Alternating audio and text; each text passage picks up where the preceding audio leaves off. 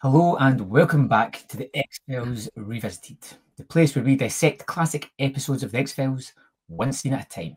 Today we're diving into Season 7, Episode 18, Brand X, a chilling look at corporate greed, biological horror, and the terrifying power of the tobacco industry. If you love in-depth breakdowns, character insights, and behind-the-scenes trivia, then join us on our adventure through the X-Files Revisited. Subscribe and share the love. Ryan, shall we get into our usual guessing game? Let's do it. So, Brand X, Okay. Season 7, 22 episodes. Where do you think this sits on the IMDb ranking?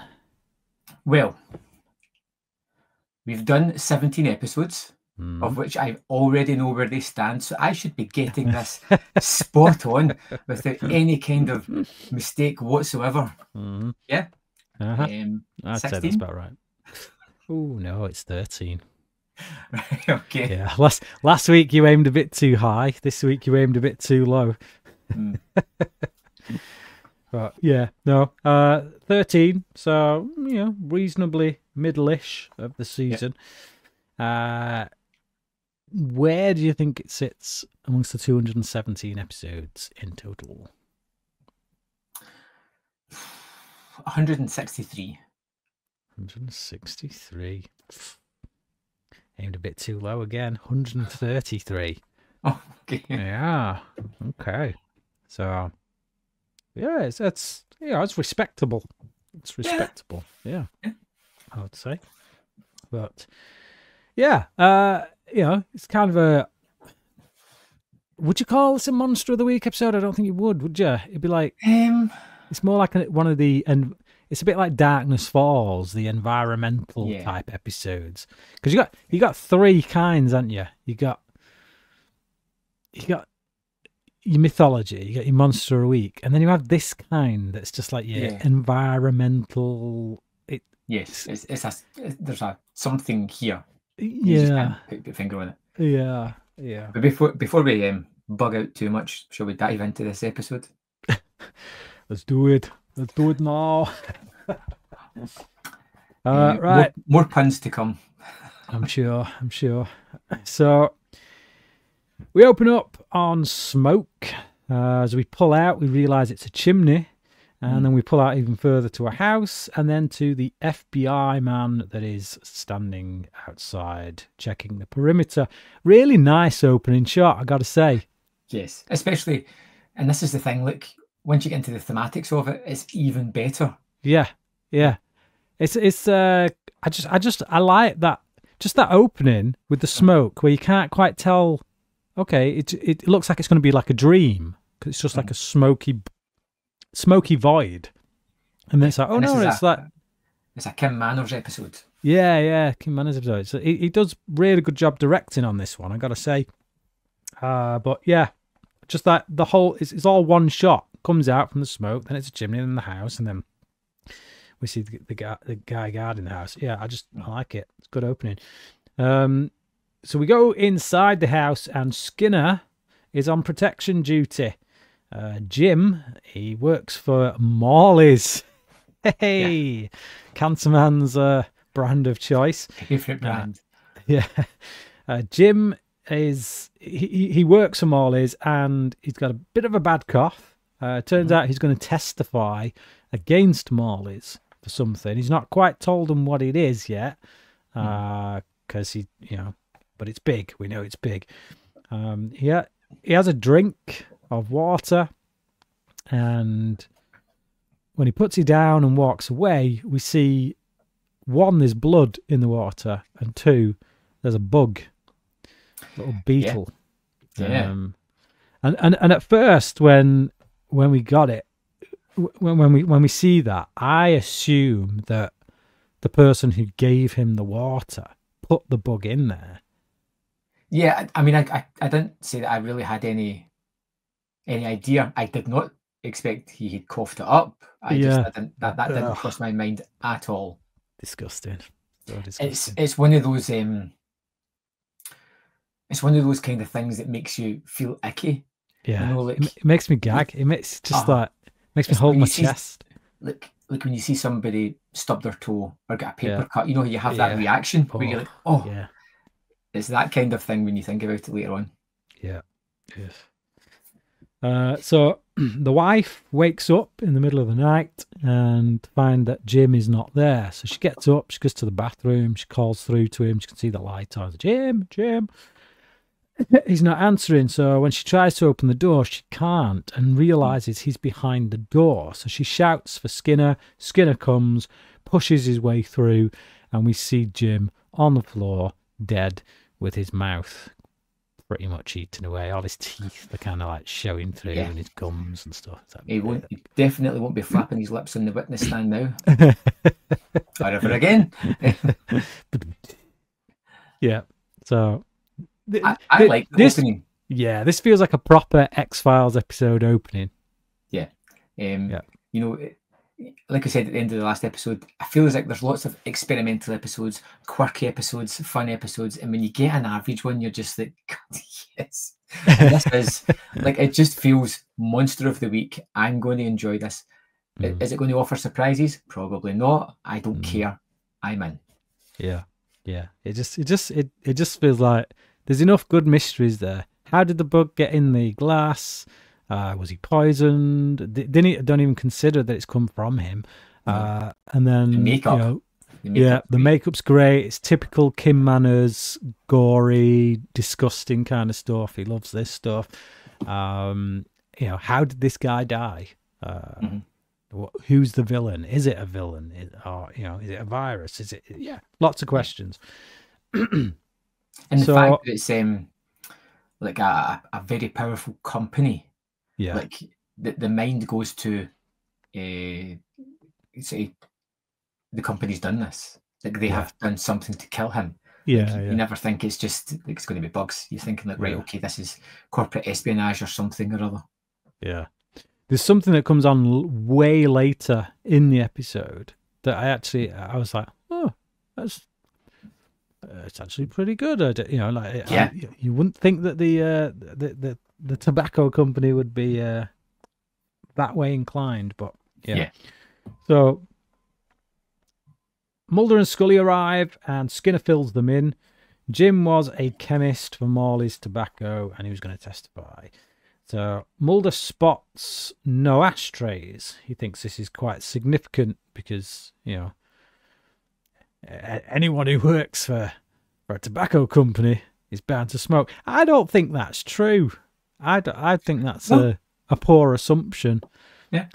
It's like anyone who works for Ford wouldn't be caught driving a Vauxhall, something like that. I can't remember what the analogy is. He uses a car company analogy, and again, I don't think that's true either.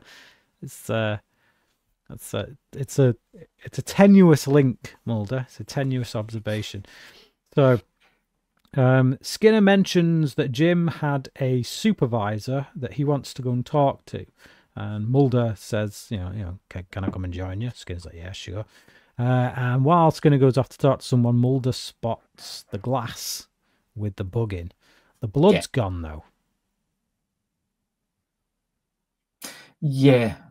I imagine it might just settle. Yeah, it's either settled or I don't know. Yeah.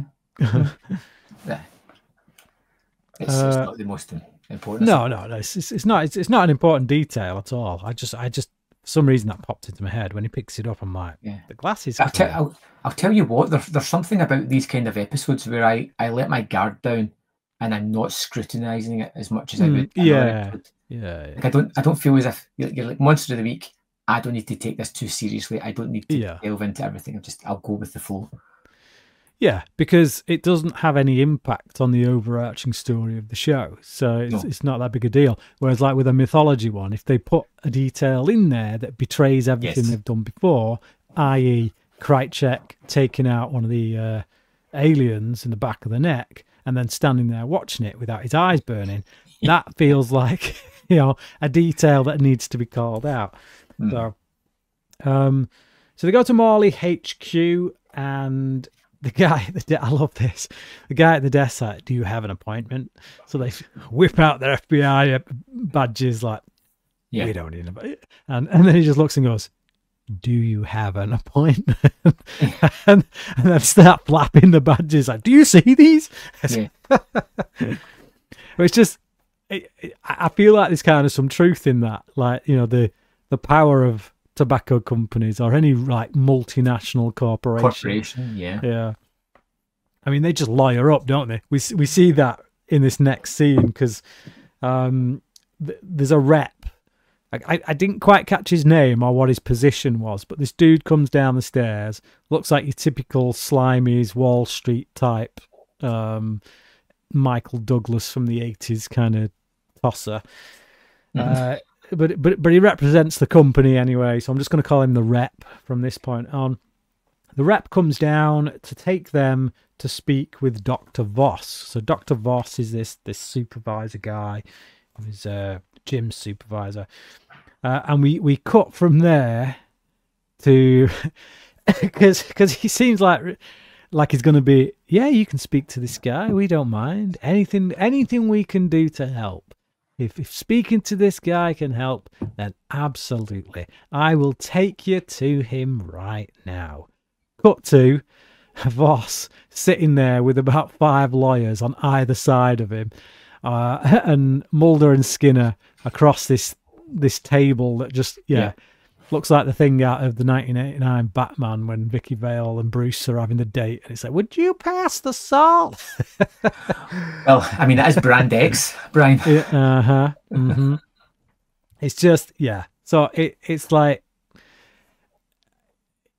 it's very clearly controlled environment. It's very clear just from this shot, before anyone's even opened their mouth, that Mulder and Skinner are not going to get anything out of these guys. They've lawyered up. The lawyers are going to do all the talking. They're going to interject every single question, and that's precisely what they do. Every time they ask a question, they basically say he doesn't have to answer that due to company secrets and all that crap.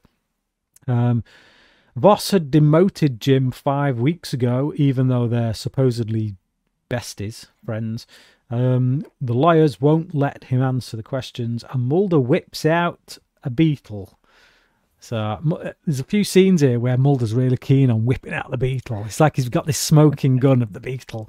He throws it across the desk, along with a pithy comeback, because they're like, so what's this about? And then Mulder's like, well, due to FBI investigation confidentiality, we can't disclose that information, I'm afraid. So Voss arrives home and Jigsaw rocks up to see him. Yes, Tobin Bell, this week's guest star. Gotta say, I love Tobin Bell in this episode. Like, I love and hate him. Like, yeah. You're meant to hate him, but I love his performance. Yeah. There's a. I don't normally get this with him, but in this episode, in this role, real Michael Madsen vibes. Right. Proper like Mr. Blonde from Reservoir Dogs kind of vibes going on. I just find there's a complete apathy with the character. He just doesn't seem to care about anything other than lighting up a cigarette. Like, really? The American dream. Like, it doesn't care about rules, people, anything. All it is the next cigarette that's going to be lit. And I just think there's something like horrifying and compelling about that. Yeah. I mean, let's call it out for what it is. This episode is about passive smoking. Yeah. It's about the evils of passive smoking, and it's about the people who smoke and don't consider those around them. But it's a very on-the-nose kind of look and disgust for those kind of people. Whoever wrote this, they really don't like smokers, and they really don't like it when somebody lights up in front of them and they have to take up the passive smoking. Because and that's something that is dear to my heart, because it's something that has affected me in the past. Yeah. So yeah. Well, I'm with it on the passive smoke. Yeah, well, I am too, because my wife has a really bad chemical sensitivity. She's got a lot of autoimmune conditions, and even the vapes. When somebody just vapes in front of her, it literally makes her feel sick. And I don't mean just like being a baby. I mean like ill. She gets ill from it. And people always just say it's just water vapor. No, it's not. was just it was just water vapor. Why would you be smoking it? It's got chemicals in it. It's got stuff in it. So yeah, it makes her feel ill. It really affects her.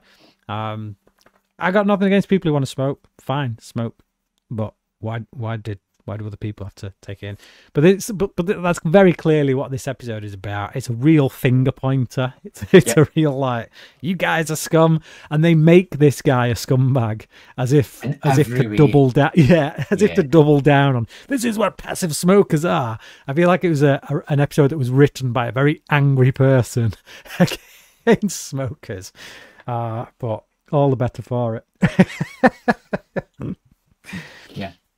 So, Tobin Bell rocks up. Daryl, his name is Daryl Weaver, rocks up to see him. Scobie's arrangement, that was Jim Scobie's arrangement has basically slid on over to Voss. That's the word he uses. Basically, he was rocking up and getting these cigarettes that are like, they're a test, brand X, basically. They're brand a test brand. Only he can have them. And yeah, he basically wants free fags. He gets free fag. He got free fags off Jim, and now because Jim's dead, he wants free fags off this guy, off Boss. He has a thing about Scobie's death. A theory. It's the way he delivers it, the way he talks about things.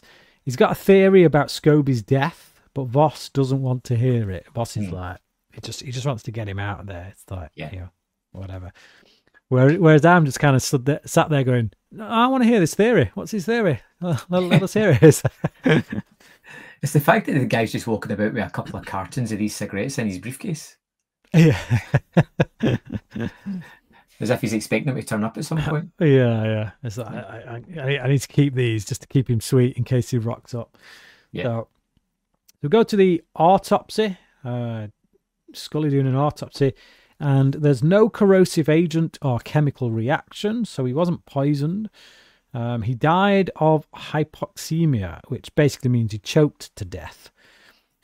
Mulder whips out, but there's nothing in there to suggest that he would choke to death, even though that appears to be what happened. So Mulder whips out the bug again. He's just like, hey, bug, whips it out in his little baggie. Says that judging from Voss's reaction to it, they should investigate. To which my response is, what reaction?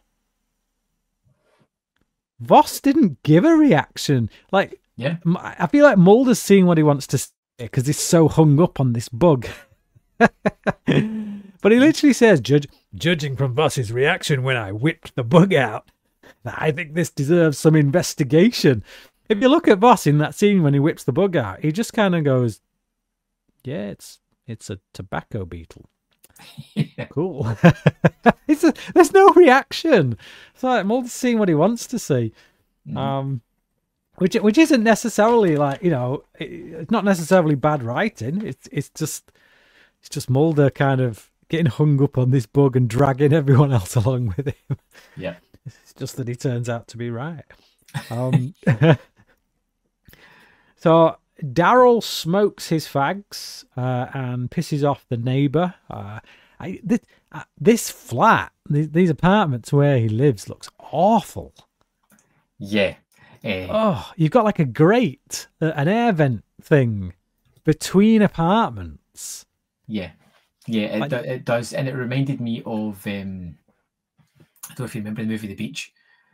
At the start, like Robert Carlyle's in this like hostel, and he's in a room, and there's like there's just the wall doesn't even go all the way to the ceiling. Yeah. Like, it's weird, isn't it? Yeah, it's so weird. It looks like some place that belongs in like a third world country, not Like, I mean, never mind the smoking. If somebody had the TV on, even low, I'd just be like, dude, come on. So, yeah, so bizarre. Like, I'd imagine an event like that being on like your outside wall, the wall that leads to the outside, not to the next door apartment. It's so weird. So that pisses off the neighbour. The neighbour starts like shouting through the thing, but Weaver's all like, "It's America, man. Freedom to do whatever the hell you want." Oh, it just doesn't care. Yeah. So, yeah, the neighbour gets so angry he starts coughing up blood, and then basically we just hear him. We hear him fall, and we don't see it, but we know that he's hit the deck. Oh, yeah, we know what's happened here. And then Weaver's just like, huh. And then just goes back to, watching his war film and smoking. It's like, this dude. But yeah, and then like moments later, we see next door and loads of beetles everywhere, and again, the guy's mouth is just like, blah. Yeah, these beetles just like to eat lips. It seems like and that's all. that way. Yeah. It's bizarre, So Mulder and Scully and Skinner check the body. Yeah, the same death as the first victim, but no link to Morley. This guy's got no link to the tobacco company. Mulder says beetles. And then he's like, let's check the neighbors. So, yeah. And then we get what is my favorite scene in the entire episode. And that's when Mulder speaks to Daryl Weaver about his neighbor dropping dead. Weaver doesn't seem to lie, but he also implies he has info if Mulder has reward money. Yeah. And that's when I was getting some real Michael Madsen vibes from him. But I love this scene just because of the way it's played. I think Tobin Bell nails it performance-wise. Mulder's reactions to him, the little banter. It's like Mulder isn't... Again, I think because of this guy's easy... Like he's too laid back. That's the thing. Yeah. That it... From Mulder's perspective, you'd be like, yeah, this guy clearly, he's some schlubby numbnuts, but he's not anything to do with this case. But you can see that Mulder kind of he finds this guy moderately humorous, and I do to a certain extent, just because of the things he says and the way he says them. Like, he clearly has no love for his neighbor. He clearly doesn't care that he's died. He even, insinuates that he's quite happy by the fact. Yeah. And if you're the person who's killed someone, you wouldn't do that. You'd try and cover it up. So it just, yeah. And it also implies that if Weaver is responsible, he doesn't actually have any control over it. Yeah. Like, obviously, we'll learn later on that he does. He turns up before everybody dies, but at the same time, you get a feeling that he's not responsible, but somehow is responsible. Yeah. It's like dodgy and threatening almost, but not dangerous. Yeah, not enough to raise eyebrows. That's the thing. It's not enough to make people kind of be wary of this guy because he's just so relaxed and chilled in his disdain of the world. Yeah. So Scully and Skinner have nothing. Scully suggests talking to an entomologist that she knows. So Mulder goes to see Voss. Shows him the bug again. Just loved whipping out this bug. Voss won't talk. And Mulder's like, how many people have to die before you do the right thing? He's... Yeah. And this is one moment where his boss is like, no, don't say a thing. Yeah. But he seems to have like a bit of a conscience. Yeah. No, is that later on? No, that's later on. So this is the house. So this is Mulder. Yeah, Mulder comes to the house. His wife answers. Yeah. Right. Okay. And then they kind of step outside and they have a little chat. But Voss is like, yeah. Still towing the line. Yeah, I know this guy. I don't know what I've seen him in, but I know him.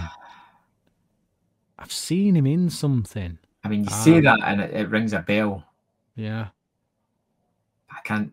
Yeah, I can't think where I've seen him, but I know I've And seen I keep him. wanting to say like it's like a Russian mobster or something.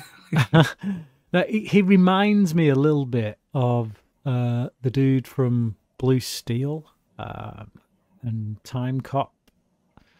But Yes, but it's not him. yes, I know who you're talking about. Yeah, but even so, it's not just about him reminding me of him. I'm sure I've seen him in something. But anyway, that's neither here nor there. Voss goes back in the house, sees Mulder kind of getting into his car, and then he gets a phone call asking what did he want, and it's the rep man, the representative, the Marley representative. Yeah. Voss is all like kind of a bit angry. It's like, are you following me? Are you spying on me? What the heck? Voss says they should come forward, and rep man says don't be stupid, then asks for Daryl's whereabouts. Which Voss says, like, yeah, I don't know. Yeah. I feel like this rep guy is maybe a bit too hands-on. Yeah, there's something kind of just like surely he'd have other people that would do this work for him. Yeah.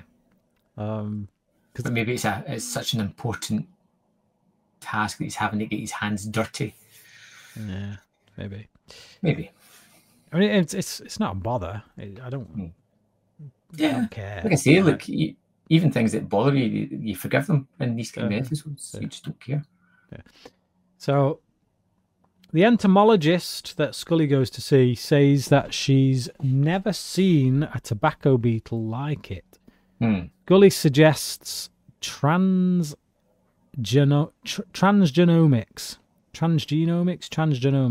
whatever.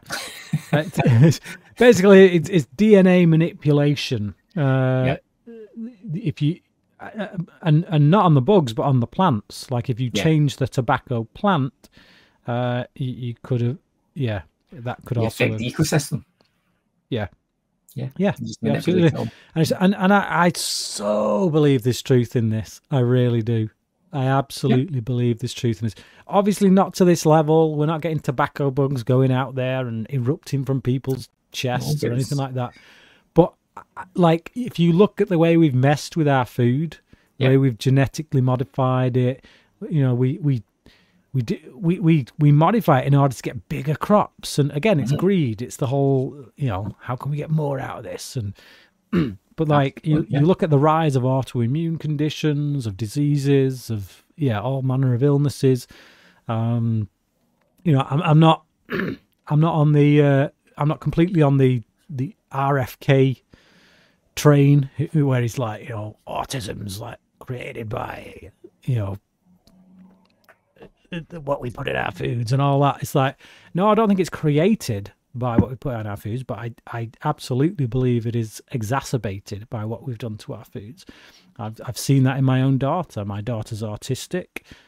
She used to have so many like behavioral kind of aggressive like things up to like the age of like 3 or 4, until we pulled her off gluten and dairy and soya, and then boom, all that went. Now, it doesn't stop her being autistic. She still has certain things about her where it's like, oh yeah, that's clearly an autistic thing, but the way she reacts to things has proper decreased. So I honestly believe there's truth in this, that what we do with our ecosystem is clearly going to affect us, isn't it?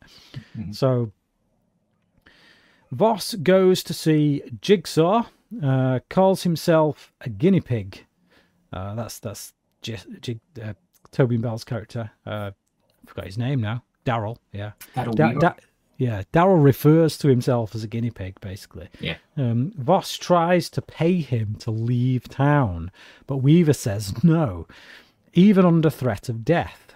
And there's a thing here when he's like, I just found it like a pretty funny comment. Just when he's saying, look, they'll kill you. Essentially, if you stay, they'll kill you. I'm trying to help you, and like he kind of walks him out the door, and as he does so, he says, "Sounds like a Daryl Weaver problem to me." This guy gives no craps whatsoever. Yeah, and like I'm trying to figure out what they're saying. Like, this guy smokes so much that he's already given up in life. Like, Yeah. Like, all smokers have, like, they signed away their rights to have like a life when they started smoking. Like, what is the statement here? I don't know what it is, but I think it's hilarious. Yeah, It's just, it is.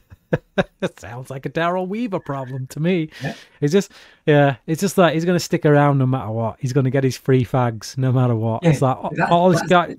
That's the thing. Like, I've got a good thing going here. All he's getting is cigarettes. Like, he's not getting monetary value or that. He's just Like this guy makes Cancer Man look like a moderate smoker. Yeah. So, yeah, Voss leaves, and it's then that we realise that the rep man has followed him and is outside Weaver's apartment. So, Skinner finds Scully looking at the second victim's lungs, and this is so disgusting. She prizes it open.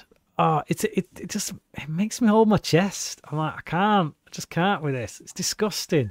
So disgusting. Kim Manners episodes always make you just I feel like it's full of maggots. Basically, she prizes open the lung, and it's like, it makes me want to vomit. So good.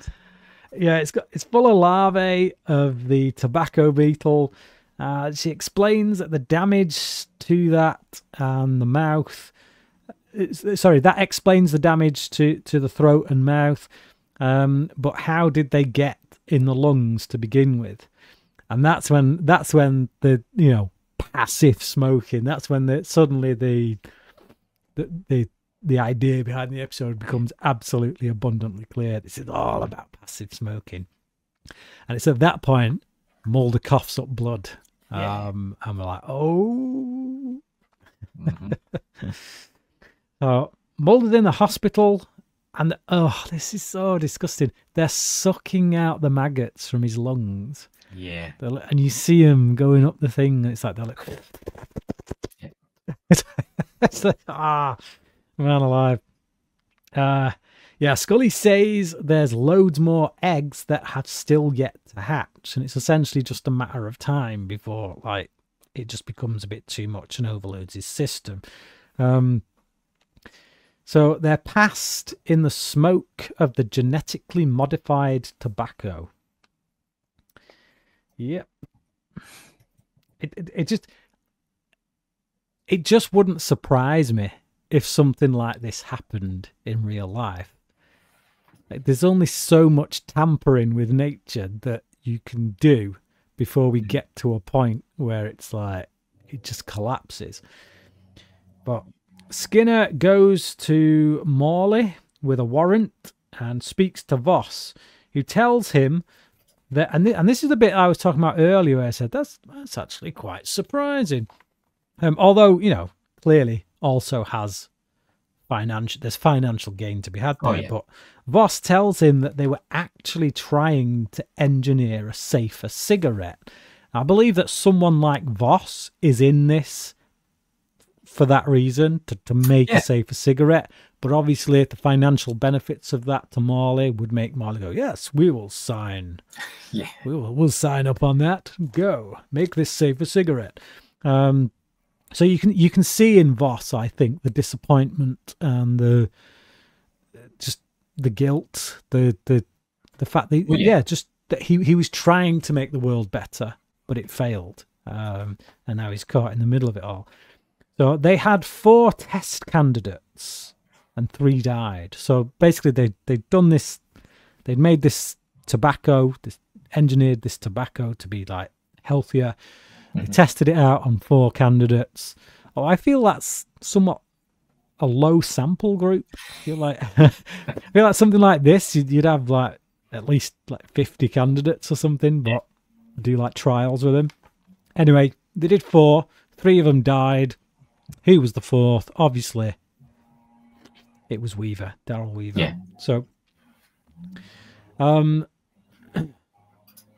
They sorry, can't read my handwriting. But, oh, bash, that's what it is. It says bash. So they bash through Weaver's door and they find the rep man tied to a chair, and death quickly follows. They basically they go to untie him, they pull the thing down from his mouth, and then that's basically allows all the bugs to just go, which is great. I mean, the CGI is not wonderful now. No, it's but that's the kind of end of the current Daryl Weaver problem. yeah. So Weaver pulls in at the gas station and lights up right in front of a no smoking sign before heading on in. It's just like that one scene, that one moment pretty much epitomizes this character. Like, douchebag extraordinaire. Yeah, it's just his whole answer to it's just he took some money down the guy's top. Like, where's he getting the money from? Like, this guy looks as if he's got nothing. Well, he doesn't have to spend them on fags, does he? He's like, literally his only vice in life. Well, he's got two vices from the look of it. Sitting there in front of the TV while smoking.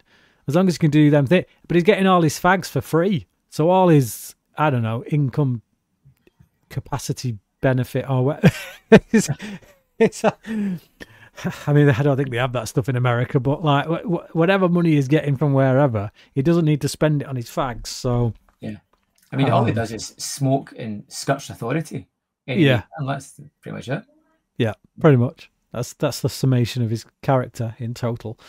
So he's asked not to smoke by the attendant, and then he just, like you say, shoves some money in his pocket without saying anything. It's like that action in and of itself, as far as he's concerned, is enough to say, yeah, we're not going to talk about this any further.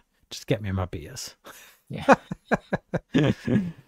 And I don't know what the name of that. I can't remember what the name of the beers is that he asks for, but it sounds like sounds like a child's drink. I can't remember. Yeah. I don't remember. I just like, when he asked for it, I'm like, what? What is he drinking? It sounds like some kind of kid's pop. Police show up outside and start looking around his car. And when the attendant turns to look back at him, he's gone. He's basically just scarpered. So, yeah. Scully tells Mulder about Daryl before he crashes. Basically goes into, defib or whatever it is they call it. So, they manage to stabilize him, but I feel like that's the scene where you go to an ad break. Mulder crashes, they go to an ad break, and then when you come back, they've stabilized him. It's not so bad. Yeah, it's not so bad, but I do feel as if this is like it does feel like a somewhat lethal situation for him. Yeah, absolutely. Which is difficult because you know he's not going to die, but at the same time you're like, this is a weird one. Yeah, but it's like, the thing is, it doesn't matter that he's not going to die, because the wincing comes from knowing what's actually happening to him currently. Like, so when he's talking, he's like, There's a terrific sequence where they show you an X-ray. Yes, yeah. So we're going to get to that in just a moment. Yeah. But it's like that. It makes you gag. It makes you gag because you can hear it in his chest, and just like those things are just worming their way around, and you're like, ugh. Yeah, it's so gross. So they stabilize him, but the doctor says it won't last long. Shows Scully an X-ray, which is, again, it was just disgusting. Super gross. Yeah. He suggests that they crack the chest and literally remove these things surgically, and Scully is very reluctant to do so because she thinks that it would be too much for him in his weakened condition, and he'd most likely die. So Skinner shows up at Voss's house for more protection detail. Yeah. But his wife is clueless, basically. Yeah. Voss hasn't come home, hasn't told her that they were arriving, didn't return home from work, basically, when he should have done. So Skinner goes back to Marley and finds Weaver stealing fags. Weaver thinks he's a scientific marvel, and Skinner shoots him in the arm. So, yeah. But it's that again. It's just like I'm going to smoke, which you don't want me to do, and I'm not going to stop, and I'm just going to walk away, and there's nothing you can do. Like that, the whole attitude of this character It's the is arrogance, so, in it. yeah, and it's just you're like, come on, just shoot him, like hurry up and shoot him, leg, shoulder, arm, something, just shoot him anywhere. Sheer arrogance. Like I'm trying to work out what's going on in Skinner's head here because he takes so long about it. Like, and he's got a layer of sweat on his upper lip. Yeah. And it's just, I feel like Skinner's a bit more proactive than that. I feel like, he is a bit of a G-man. He is, ex-military. Yeah. I feel like he knows what's happening here. He's been told the science from Scully. I kind of feel like he'd just pop in before he lit up. I think it'd be like I'd have preferred it if he'd have just popped him before he lit up. I think they should have dragged that moment out for tension a bit longer before he lights up, and then as soon as he goes, I thought that was going to happen. Yeah, as soon as he starts blowing that smoke into the air, you're like, right? Yeah. It's like you're hanging about it, here, Skinner. Come on, sort yourself out. So yeah, I feel like he waits a bit too long. I don't think he should have got to the fag. I think he should light up, and the moment he lit that lighter, pop one in. So they take him in for prep, but when Scully examines his fingers, she asks for a ton of nicotine for an injection. She says, I think this will save him. And then we kind of fade out and we fade back in to Mulder back at work. Scully tells him that Morley have subpoenaed all their case files. They're very interested in his recovery.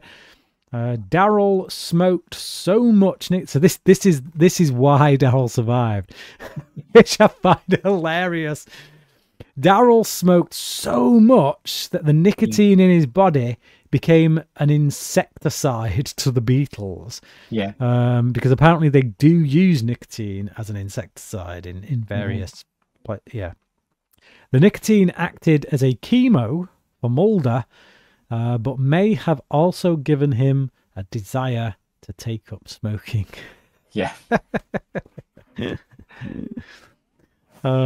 Which is, I mean, like, I don't know whether that would, but, it does make sense. If you overload somebody's body with that much nicotine, would they suddenly be like gagging for a fag or whatever? Or just a craving for that, I suppose. But I mean, that's something that you think would naturally go away. Yeah. Okay. Brand X was so much fun because it's just back to that average X-Files episode where nothing's overly serious. It has a thematic that it wants to hammer home, and it's going to hammer it home. The villain of the week kind of is terrific. I think Tobin Bell, like you said, is wonderful. He looks gross as all hell. His teeth are filthy, his hands are yellow, his clothes, it just looks like someone that's steeped in nicotine. He's like a yellow hue around about him. It's just awful. But there's so much fun with that character. The way he just refuses any kind of authority whatsoever is just, I mean, there's something kind of freeing and hilarious. It's admirable. There's almost something admirable about it. There is. He's not, he doesn't seem to be constrained by social law. Which is funny. And then you've got the whole kind of idea about the tobacco industry, the cover-ups, the lack of government oversight for these companies as well. You can't seem to control them. They're too big for them. And I think it kind of touches on all these points, but like you said, really hammers home the passive smoking. I'm going to give this episode a strong 4 out of 5, I think. I'm going with a 4 out of 5. I know if I tried to be more objective, logical, it isn't a 4 out of 5. But just in terms of enjoyment, I'm going to watch this one again way before I go back and watch All Things. I'm saying that much. It's just entertaining. It's just got a really good villain. I like watching this guy, and I think it is helped that it's played by Tobin Bell. He's he's perfectly cast for this kind of role. Yeah. One of the better guest stars, I would say. I think because they cast him right. You know, they gave him the right role. They didn't just say, "Oh, we've got Tobin Bell, let's just stick him in." And you know, like Tobin Bell couldn't play Toombs. Tobin Bell couldn't play Danny Faster. But this role here, perfect, absolutely perfect for him. Casting spot on. So yeah, and I like, again, like the side characters, like the guys who work for Morley. There's some who are genuinely trying to do good. They're trying to, you know, make cigarettes safer, and you see them kind of caught, you know, the conflict there. And I do like that, even though it might be a bit heavy-handed, it might be like full on. I do like that the episode is about something. It's got a thematic that runs throughout. It explores certain ideas pretty well. Some of those all of those ideas I'm on board with, to be honest. Stop smoking around people. If you want to do it in your own space, and let's stop dicking about with our crops and making ourselves sicker. That might be nice. So yeah, I'm on board. I like it. 4 out of 5 from me as well. Okay, so tell me a little bit about our next episode, Hollywood AD, which I think I remember you saying was a pretty good one. I said that I think it's regarded quite. I think people are right. It's written and directed by David Duchovny. I think he directed it. I know he wrote it. He may not have directed it. We'll find out when we get there. But he absolutely wrote it. I mean, so far when Duchovny's written an episode, they've actually been pretty good. I do like him as a writer for the most part from what we've seen. This is one that I can't. I'm not quite sure where I'm going to sit on it.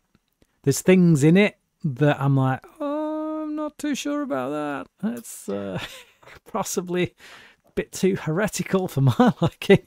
But then there's stuff in it that's also quite funny, and there's definitely a lot of humour in there. So yeah, it'd be interesting to see where this one lands. I think it could go either way. It all comes down to whether the ideas that he's exploring, whether you feel like he meshed them well together or not. But yeah, we'll see. Consider me intrigued. Yeah, definitely. So that wraps up our deep dive into Brand X, an episode that proves that smoking doesn't just kill, it crawls.